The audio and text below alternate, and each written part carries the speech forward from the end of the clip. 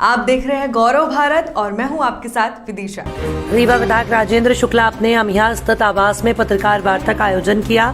इस दौरान नववर्ष की बधाई दी, साथ ही विकास कार्यों की एक बुकलेट भी पत्रकारों को उपलब्ध कराई, जिसमें कराए गए कार्यों की जानकारी दी गई है।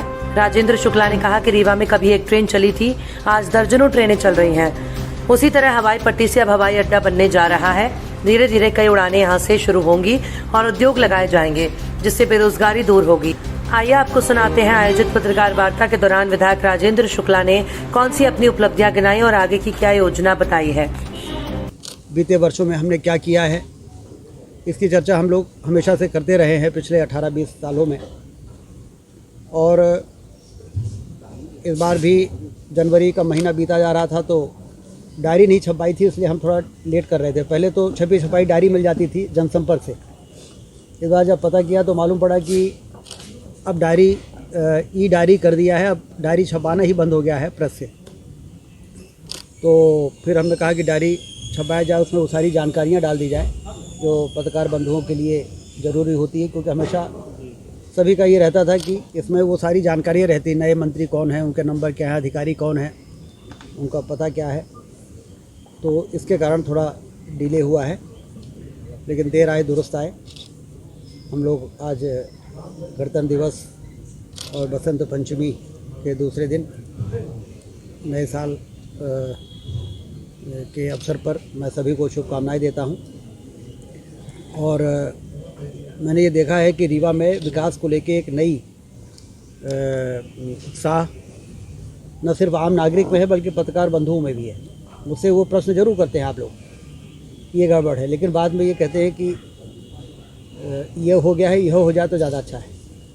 इसका मतलब कि भरोसा है पत्रकारिता जगत में भी कि बहुत कुछ हुआ है और बहुत कुछ हो सकता है। एक सजग प्रहरी की भूमिका हमेशा से आप लोग निभाते रहे हैं, और इसलिए जब भी मेरे खिलाफ़ भी कोई अखबार में छपा तो मैंने उसको कभी नेगेटिव अंदाज में नहीं लिया। आपने यदि कोई नेगेटिव चीज़ छापी तो हमने तत्काल कलेक्टर को, तत्काल एसपी को, और भोपाल में भी यदि कोई अधिकारी संबंधित विभाग का है तो उसको हमने व्हाट्सएप फॉरवर्ड किया। फ़ोटो खींचा अपने हाथ से सवेरे सवेरे आपके अखबार का और उनको फॉरवर्ड करते हैं, और उसमें और बढ़ा के देखिए कितना गड़बड़ हो रहा है। तो स्वाभाविक के सामने कहेंगे नहीं साहब ऐसा नहीं है, नहीं है, तो हमें कहा नहीं, लेकिन यदि छपा है, यदि धुआं उठा है तो कहीं ना कहीं आग ज़रूर लगी होगी। इसको भी ठीक कर देंगे तो और अच्छा हो जाएगा। अभी नीचे वालों को थोड़ा इसी मुद्दे पर टाइट करिए। और ये करते करते और काफ़ी सुशासन की स्थापना हुई है, विकास हुआ है। मैंने एक पुस्तिका दी है आपको और एक फ़ोल्डर दिया है। पुस्तिका में पिछले 19-20 सालों में शिक्षा के क्षेत्र में, स्वास्थ्य के क्षेत्र में, सड़क के क्षेत्र में, सिंचाई के क्षेत्र में, कृषि उत्पादन के क्षेत्र में, उद्यानिकी, प्राकृतिक खेती, शिशु मातृ दर और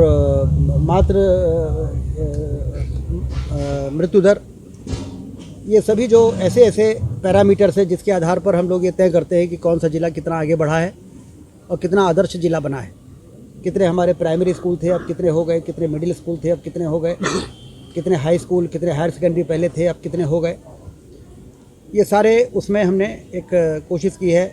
मोटे में सुपर स्पेशलिटी अस्पताल के बारे में भी लिखा है, उसमें कुछ फिगर इन्होंने गलत किया था, तो आज सुबह ही मैंने उसको ठीक भी करा दिया कि सुपर स्पेशलिटी डॉक्टर्स हमारे रीवा में 2003 के पहले तो बिल्कुल ही नहीं थे, आज 26 है और हम 100 करना चाहते हैं। सुपर स्पेशलिटी अस्पताल के परफॉर्मेंस का असर ये रहा है कि NABH एक्रेडिटेशन मध्य प्रदेश के पहले सुपर स्पेशलिटी और सरकारी अस्पताल किसी को मिला तो हमारे रीवा को मिला है। ये सतत मॉनिटरिंग कि यदि पैरामेडिकल स्टाफ भी सोच रहा है कि ये ठीक हो जाए तो उससे भी बात की गई।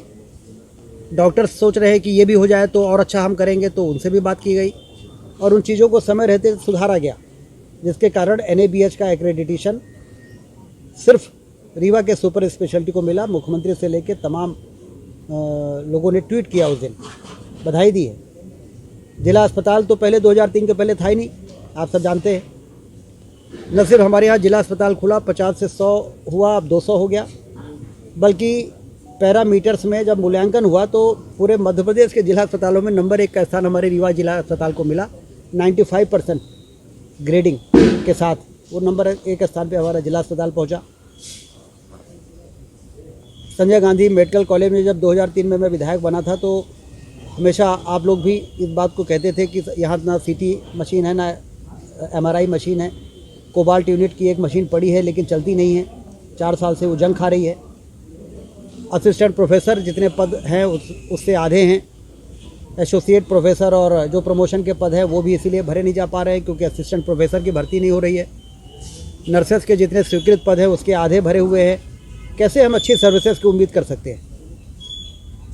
डॉक्टर कितना भी अच्छा है, यदि उसके पास हैंड्स नहीं होंगे, नर्स नहीं होंगे, पैरामेडिकल स्टाफ नहीं होगा, मशीनें नहीं होंगी तो वो इलाज कैसे करेगा?